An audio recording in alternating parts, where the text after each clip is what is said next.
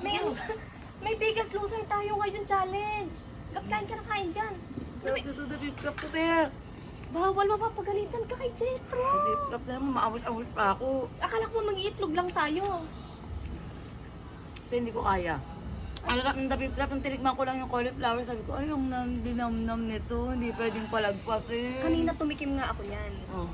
Eh kasi ano lang, titikman ko lang. Kasi nga bawal kawain. Tapos ikaw nagtatago ka dyan. Diyos, may Kaya maram. ako nagtatago kasi baka makita ko ni Jetro tsaka ni Red. Kita kay Jetro. Okay Wait. lang yun. Mag-workout ako pagkatapos ito. Ayun, may gym doon. Pero sa bagay, gulay naman, no? Gulay to. Healthy. Ito, kahit makarami, hindi makakataba. Pag tira mo ka. Tikman mo.